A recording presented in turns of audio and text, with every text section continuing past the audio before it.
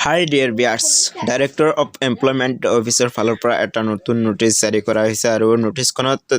তেওঁলোকে উল্লেখ কৰিছে যে তোমালোকে বা আপোনালোকে যদি এটা ভাল জব কৰিব বিচাৰে তেন্তে এমপ্লয়মেণ্ট এক্সচেঞ্জ কাৰ্ডখন ৰেজিষ্ট্ৰেশ্যন কৰি লওক আৰু এইটো কোনে কৰিব কেনেকৈ ৰেজিষ্ট্ৰেশ্যন কৰিব ৰেজিষ্ট্ৰেশ্যনৰ ডেডলাইন কিমান দিছে কেনেকৈ ৰেজিষ্ট্ৰেশ্যন কৰিব লাগিব সম্পূৰ্ণ ষ্টেপ এই ভিডিঅ'টোৰ জৰিয়তে দেখুৱাই দিম সেয়েহে ভিডিঅ'টো অলপো স্কিপ নকৰাকৈ শেষলৈকে চাব আৰু আপুনি যদি মোৰ এই চেনেলত নতুন হয় তেন্তে তলৰ পৰা ছাবস্ক্ৰাইব কৰি অল নটিফিকেশ্যন অন কৰি ৰাখিব তো বলক ভিডিঅ'টো আৰম্ভ ৰেজিষ্ট্ৰেশ্যনৰ জৰিয়তে কি কৰিব লাগিব নোটিছত উল্লেখ কৰিছে ডিটেইলছ এডুকেশ্যন কোৱালিফিকেশ্যন নতুনকৈ এডুকেশ্যন কোৱালিফিকেশ্যন এড কৰিব পাৰিব extra qualification current employment status details work experience এইকেইটা নতুনকৈ ৰেজিষ্ট্ৰেশ্যনৰ জৰিয়তে এড কৰিব পাৰিব স্মাৰ্ট মোবাইল ফোনৰ যোগেদি আপুনি ৰেজিষ্ট্ৰেশ্যন কৰিব পাৰিব তো কেনেকৈ বলক আপোনাৰ মোবাইল ফোনৰ যিকোনো গুগল ব্ৰাউজাৰ ওপেন কৰি লৈ সেৱা সেতু আছাম লিখি সাৰ্চ কৰি দিব ওপৰত অহা ৱেবছাইটত ক্লিক কৰি দিব তাৰপিছত তলফালে আহি চাব সিটিজেন সাৰ্ভিসত ক্লিক কৰি দিব সিটিজেন সাৰ্ভিসত ক্লিক কৰি দিয়াৰ পিছত অলপ তলফালে স্ক্ৰল ডাউন কৰি আহিব অলপ তলফালে চাব এমপ্লয়মেণ্টত ক্লিক কৰি দিব এমপ্লয়মেণ্টত ক্লিক কৰি দিয়াৰ পিছত অলপ স্ক্ৰল ডাউন কৰি তলফালে আহিব তলফালে আহি চাব ৰেজিষ্ট্ৰেশ্যন কাৰ্ড এমপ্লয়মেণ্ট এক্সিছ হুফালে প্ৰচিডত ক্লিক কৰি দিব প্ৰচিডত ক্লিক কৰি দিয়াৰ পিছত অলপ সময় ৱেইট কৰিব এনেকৈ আহি যাব আপুনি দুটা প্ৰচেছৰ জৰিয়তে কৰিব পাৰিব আধাৰ উইথ এপ্লাই উইথ আধাৰৰ জৰিয়তে আৰু এপ্লাই উইদাউট আধাৰৰ জৰিয়তে আধাৰ কাৰ্ডৰ জৰিয়তে আপুনি কৰিলে আপুনি ঘৰতে অনলাইনতে কৰিব পাৰিব আৰু যদি আধাৰ কাৰ্ড নাই তেন্তে আপুনি এক্সচেঞ্জ অফিচলৈ গৈ আপুনি কৰিব লাগিব তাৰপিছত আপুনি তলফালে আহি স্ক্ৰল ডাউন কৰি ইউজাৰ আইডি আৰু পাছৱৰ্ড বহাই লৈ টিক্স বক্সটো মাৰি লৈ আপুনি লগইনত ক্লিক কৰিব যদি আপুনি প্ৰথমবাৰৰ বাবে কৰে তেন্তে ইউজাৰ আইডি আৰু পাছৱৰ্ডৰ জৰিয়তে লগইনত ক্লিক কৰিব পাৰিব আৰু যদি আপোনাৰ আগতে পাছৱৰ্ডখন হেৰাই গৈছে তেন্তে পাছৱৰ্ডটো পাবলৈ হলে আপুনি তলত দেখা পাব সাইন আপ ভেৰিফিকেশ্যনত ক্লিক কৰিব লাগিব সাইন আপ ভেৰিফিকেশ্যনত ক্লিক কৰি লৈ আপুনি আপোনাৰ মোবাইল নম্বৰ বহাই লৈ জেনেৰেট অটিপিৰ জৰিয়তে পাছৱৰ্ড এখন বনাই লৈ তাৰপিছত সাইন আপত ক্লিক কৰিলে আপুনি কামখিনি কৰিব পাৰিব ইয়াতে গিভেন নেমত আপোনাৰ নামটো দিব লাগিব আৰু ইউজাৰ নেমত আপোনাৰ যিকোনো এখন মোবাইল নম্বৰটো বহাই লৈ তাৰপিছত লগইনত ক্লিক কৰিব লাগিব লগইনত ক্লিক কৰি দিয়াৰ পিছত এনেকুৱাকৈ প্ৰচিড কেনসেল আহিব আপুনি প্ৰচিডত ক্লিক কৰিব প্ৰচিডত ক্লিক কৰি দিয়াৰ পিছত আকৌ হোমত ক্লিক কৰিব লাগিব হুফালে দেখা পাব হোমত ক্লিক কৰিব লাগিব ইয়াতে আপোনাৰ এনেকুৱাকৈ আহিব পাৰে আপোনাৰ এনেকুৱাকৈ প্ৰপআপ আহিলে প্ৰপআপ কেনসেল কৰি দিব তাৰপিছত হোমত ক্লিক কৰি লৈ আপুনি তলফালে টিক চিনটো মাৰি দিব একেবাৰে তলফালে পাব বক্স এটা আছে টিক্স কৰি দিব তাৰপিছত আপোনাৰ আধাৰ নাম্বাৰটো বহাই দিব ইয়াতে আধাৰ নম্বৰ বহাই লৈ আপোনাৰ আধাৰ কাৰ্ডত যেনেকৈ নাম আছে আধাৰ কাৰ্ডত ঠিক তেনেদৰে আপোনাৰ নামটো ইয়াতে বহাই লৈ তাৰপিছত আধাৰত ক্লিক কৰি দিব ভেৰিফাই আধাৰত ক্লিক কৰি দিয়াৰ পিছত আপোনাৰ আধাৰ নম্বৰত এখন অটিপি যাব আধাৰ অটিপিটো ইয়াতে এণ্টাৰ কৰি দিয়াৰ পিছত ভেৰিফাই হৈ যাব ভেৰিফাই হৈ যোৱাৰ পিছত ইয়াতে আপোনাৰ ৰেজিষ্ট্ৰেশ্যন নম্বৰটো বিচাৰিছে অৰ্থাৎ আপোনাৰ যিখন আগতে এমপ্লয়মেণ্ট এক্সচেঞ্জ সাৰ্টিফিকেটৰ ৰেজিষ্ট্ৰেশ্যন নম্বৰ আছিল সেইখন বহাব লাগিব বহাই লৈ গেট ডিটেইলছত ক্লিক কৰি দিব গেট ডিটেইলছত ক্লিক কৰি দিয়াৰ পিছত এনেকৈ ডিটেইলছ আহি যাব সব এনেকৈ আপোনাৰ পাৰ্সোনাল ডিটেইলছসমূহ আহি যাব নেম আপোনাৰ যি দিয়া আছিল সেই সকলোবিলাক আহি যাব ইমেইলটো ইয়াতে এড কৰিব দিছে ইমেইলটো এড কৰিব লাগিব নতুনকৈ সকলো বস্তু ইমেইলৰ জৰিয়তে আপুনি আপডেটসমূহ জানিব পাৰিব ৰেজিষ্ট্ৰেশ্যনত এপ্লিকেশ্যন ডিটেইলছ আপডেট কাৰেকশ্যনত অপশ্যনটো টিক কৰি ৰাখিব তাৰপিছত প্ৰচিডত ক্লিক কৰি দিব প্ৰচিডত ক্লিক কৰি দিয়াৰ পিছত অলপ সময় ৱেইট কৰিব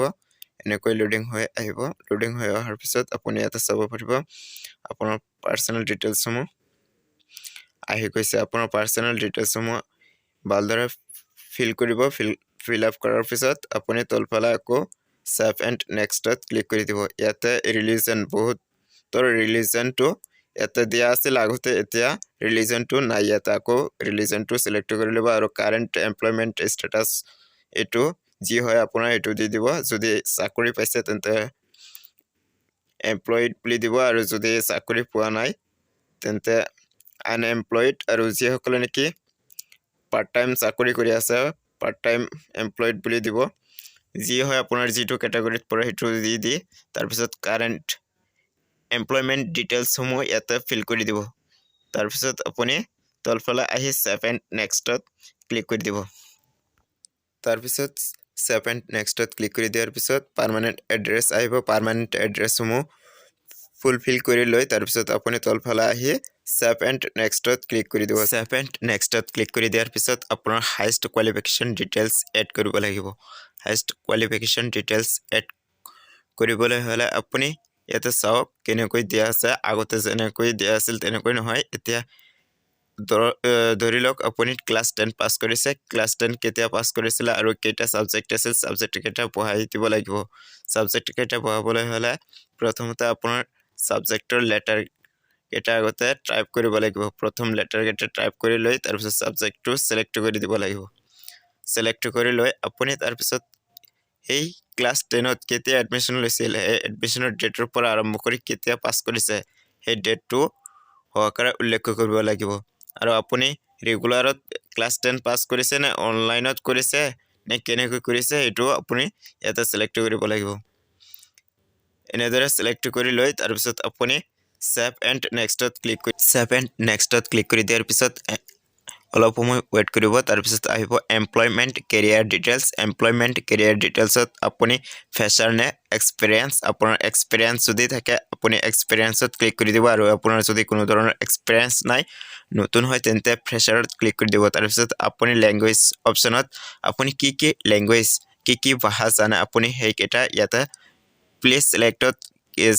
ক্লিক কৰি ইয়াতে আপোনাৰ ল্যাঙ্গুৱেজ কেইটা সিলেক্ট কৰি ল'ব আপুনি কি ভাষা জানে ক'ব পাৰিলে ক'ব পৰাত ট্ৰিক দিব আৰু লিখিব পাৰিলে লিখিব পৰাত ট্ৰিক দিব আৰু কোৱাৰ লগে লগে আপুনি পঢ়াব পাৰে যদি তেন্তে ইয়াতে ৰিড ৰাইট স্পোকেন তিনিটাতে টিক চিন দি আপোনাৰ পাৰফৰমেন্সটো কি হয় হেতু দি দিব এনেদৰে আপুনি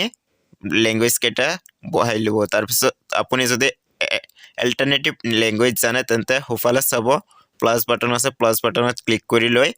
আৰু ল্যাঙ্গুৱেজ কেইটা বঢ়াব পাৰে আৰু যদি আপোনাৰ ল্যাঙ্গুৱেজ বেছি হৈছে আপোনাৰ জনাতকৈ বেছি হৈছে তেন্তে ডিলিট বাটনত ক্লিক কৰি ডিলিট কৰি দিব পাৰিব আপোনাৰ যদি স্কিল আছে স্কিল সিলেক্ট কৰি স্কিল এড কৰি দিব লাগিব স্কিল এড কৰি দিয়াৰ পিছত আপুনি সেভ এণ্ড নেক্সটত ক্লিক কৰি দিব সেভ এণ্ড নেক্সটত ক্লিক কৰি দিয়াৰ পিছত অলপ সময় ওয়েট কৰিব তাৰপিছত ইন্টাৰফেসখন এনেদৰে আহি যাব তাৰপিছত আপুনি আপোনাৰ এমপ্লয়মেণ্ট এক্সচেঞ্জ অফিসখন সিলেক্ট কৰি দিব লাগিব আপোনাৰ এমপ্লয়মেণ্ট এক্সচেঞ্জ অফিসখন আগৰ পৰাই যদি নাথাকে সিলেক্ট কৰা তেন্তে সিলেক্ট কৰি লৈ তাৰপিছত সেভ এণ্ড নেক্সটত ক্লিক কৰি দিব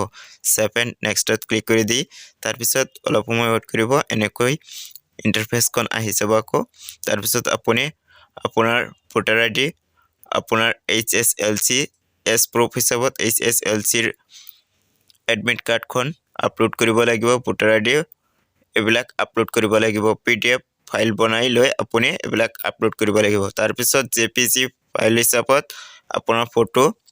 পাসপোৰ্ট সাইজ ফটো আপোনাৰ ফটোখন দিব লাগিব আপলোড তাৰপিছত আপোনাৰ সিগনেচাৰ আপলোড কৰি দিব লাগিব আপলোড কৰি